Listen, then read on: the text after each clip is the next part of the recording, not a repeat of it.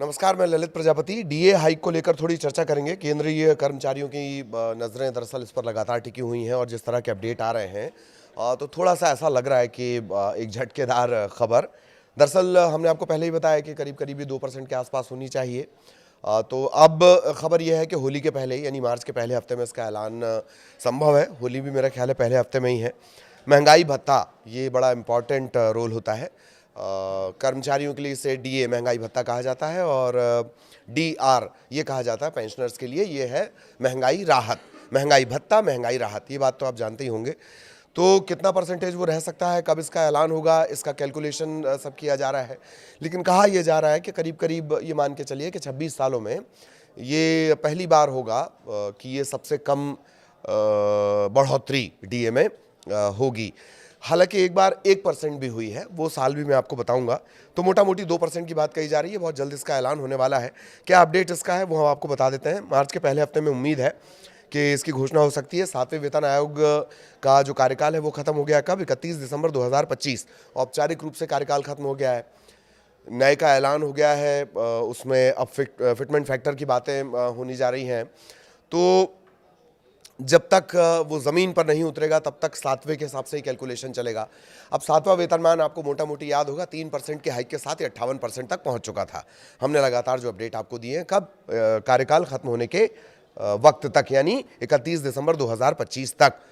तो 8वें वेतनमान का अपडेट अब धीरे धीरे चल रहा है। हालांकि कहा गया है केंद्र की तरफ से कि थोड़ा जल्दी करिए 8वें वेतन आयोग की जो पूरी टीम है उसे। तो डीए की बढ़ोतरी इन सब के बीच बहुत ज़रूरी है, क्योंकि जो 8वां वेतनमान है उसकी अनुशंसाएं होंगी, फिर फिटमेंट फैक्टर तय किया जाएगा, फिर अनुशंसाएं होंगी, फिर वो सिफारिश करेगा, फिर सरकार उसको अपने बजट पे परख के देखेगी कसौटी पे कितना असर पड़ रहा। उसमें तो बहुत टाइम लग जाएगा। तब तक महंगाई से राहत कैसे मिलेगी? आमतौर पे 2 बार इस तरीके का डीए हाइक रहता है। एक मार्च के आसपास रहता है और फिर एक जुलाई से दिसंबर वाले सेशन में होता है। तो 31 दिसंबर 2025 7वें वेतन आयोग का कार्यकाल खत्म हुआ है। तो इस साइकिल के लिए 3% बढ़ोतरी के साथ डीए 58% तक पहुंच गया था। अब ये माना जा रहा है कि जनवरी 2006 के बदलाव में 2% की बढ़ोतरी होगी, जिससे डीए 60% तक पहुंच जाएगा। ठीक है, एक ऐसा भी वक्त आएगा जब ये डीए शून्य हो जाएगा। वो कब होगा? जब 8वें वेतन आयोग से जुड़ी जो फाइनल फिगर्स हैं हमारे सामने, जो आंकड़े हैं वो सामने आना शुरू हो जाएंगे। तो अगर ये बढ़ोतरी 2% होती है तो 2000 के बाद जनवरी में देखी गई ये सबसे कम बढ़ोतरी होगी। जनवरी 2000 में बढ़ोतरी हुई थी 1% की और उसके बाद ये 2% सबसे कम होगी। कैसे, वो भी आपको बता देते हैं। 2025, 2018, 2007 जनवरी में बढ़ोतरी जैसी होगी जैसी कॉमन रही है। और जनवरी 2000 इसमें सिर्फ 1% की बढ़ोतरी हुई थी। मतलब सबसे कम तो 1% वाली जनवरी 2000 की है।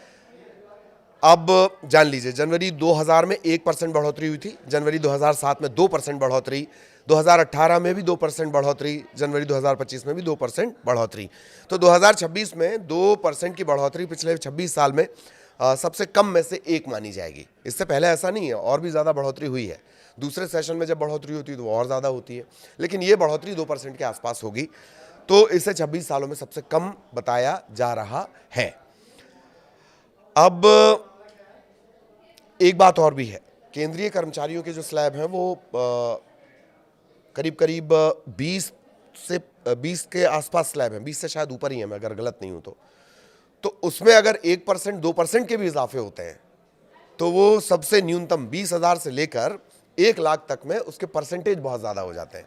और फिर आपको बता दें कि ये डीए जो होगा ये उस वक्त ज़ीरो हो जाएगा जब 8वें वेतनमान से जुड़े आंकड़े, फिगर्स एकदम ज़मीन पर आ जाएंगे।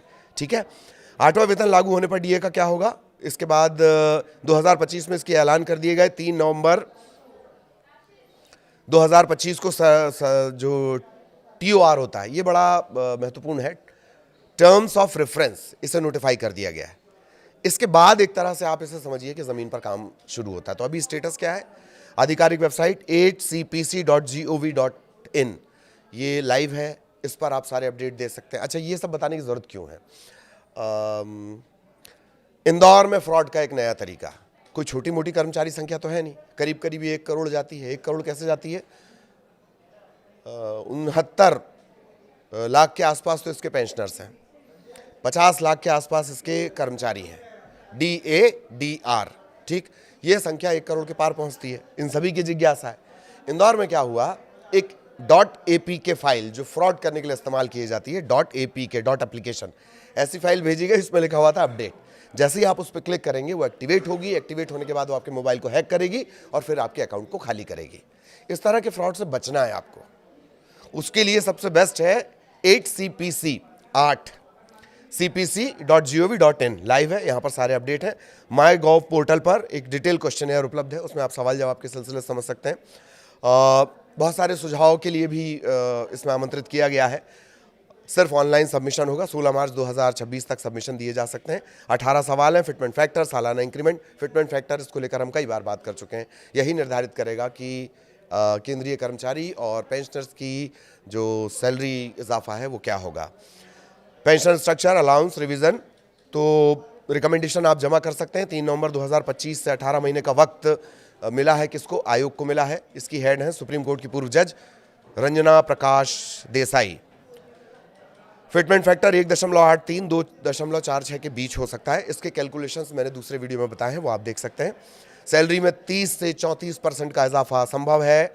1 जनवरी 2026 से लागू होने की संभावना है। लागू हो जाएगी, मतलब जितना भी डिसाइड किया जाए बाद में डिसाइड किया जाए, लेकिन बम्पर अमाउंट आपको मिलेगा जब भी ये फाइनल ज़मीन पर उतर जाएगा। बम्पर जिसे आप एरियर कहते हैं। और एक बार नया पे स्ट्रक्चर लागू होता हो, जैसे ही लागू होगा, जैसे मैं आपको बता रहा था, तो डीए रीसेट हो जाएगा, वो 0 पे चला जाएगा। अभी डीए 58% के आसपास है, माना जा रहा है 60% पहुंचेगा। और ये हमने आपको बताया है कि 60% इसके पहुंचने में 2% पिछले 26 सालों में सबसे कम में से एक है। जनवरी 2000 में 1% था। इसके अलावा एक और है, नेशनल काउंसिल एक डिटेल्ड मेमोरेंडम तैयार कर रहा है। कर्मचारियों की मांगों को फाइनल करने के लिए 25 फरवरी 2026 को एक ड्राफ्टिंग कमेटी की मीटिंग होने वाली है। सलाह इसमें दी जाएगी, क्योंकि मंत्रालयों, विभागों, राज्य सरकारों, यूनियन टेरिटरीज, कर्मचारी यूनियन, पेंशनर, रिसर्च करने वाले, शिक्षाविद, ये सब उसमें इनपुट देंगे। इनके इनपुट का बहुत महत्वपूर्ण रोल होता है। तो अगर आप इनमें से जुड़े हो तो आप अपना इनपुट ज़रूर दें। जैसे मैंने आपको आंकड़ा बताया था, 50 लाख सेंट्रल गवर्नमेंट एम्प्लॉय हैं, 69 लाख पेंशनर्स हैं, कुल आंकड़ा ये है। और सभी का फोकस जनवरी जून 2026 डीए पर है, डीए हाइक पर है। अगर ये 2% होती है तो 2 दशकों में जनवरी के सबसे कम बदलावों में से एक ये होगी। हालांकि जब 8वां पे कमीशन लागू हो जाएगा तो ये फिर से 0 पे रीसेट हो जाएगी और फिर ये अगले जो 5 साल चलेंगे उसमें ये हाइक इसी तरह से होता रहेगा। 2 स्लैब में ही होता है, एक मार्च के आसपास होता है, जनवरी मार्च, और एक ये जाता है जुलाई के आसपास। तो अभी जो जिस हाइक के इंतजार किया जा रहा है वो जुलाई से दिसंबर वाला है। अगर ये 2% होता है तो थोड़े से झटके वाली बात है, बट सैलरी स्लैब अगर आप सेंट्रल गवर्नमेंट के एम्प्लॉयज़ का देखें तो उसमें बड़ा इजाफा होगा, 30 से 40% के आसपास। नमस्कार।